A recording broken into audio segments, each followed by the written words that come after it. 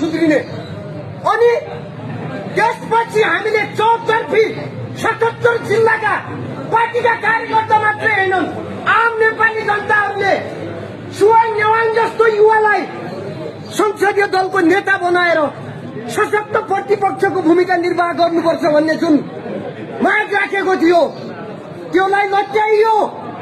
एउटा हाम्रो समर्थक र प्रस्तावक पनि पाउनु भएन युवाले। यो लाज मर्दो कुरा हो।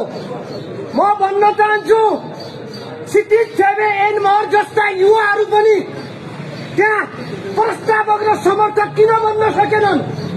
अहिले उहाँले चुनाव युवा हुनाले युवाको भावना बोकेको हुनाले जितेको, तर त्यो भावना अनुरूप काम गरेन। म अनुराग चोब्यूका अध्यक्ष दीपक धामीज्यूलाई भन्न चाहन्छु खुट्टा नकमाउनुहोस्। पार्टी बचाउने हो कि नेतृत्वको दास र लास हुने हो? पञ्चायतको विरुद्ध लडेका हौ, राजा शासनको विरुद्ध लडेका हौ। एउटा समय थियो एमालेलाई खोजी खोजी कांग्रेसलाई रोजी रोजी मार्ने, त्यो समयमा पनि संगठन जीवितै रहेको।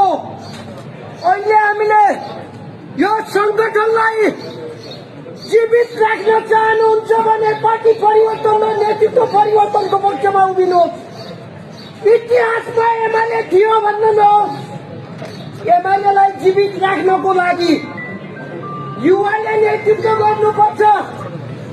यति भन्दै गर्दा उमेर काटेकोले नेतृत्वमा आउनु हुँदैन भन्ने होइन।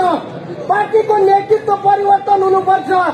युवाको भावना बोक्ने नेतृत्व आउनुपर्छ र यो नेतृत्व परिवर्तनको लागि हाम्रो लडाई जबसम्म नेतृत्व परिवर्तन हुँदैन तबसम्म हाम्रो यो लडाई जारी रहनेछ भन्ने गरौँ।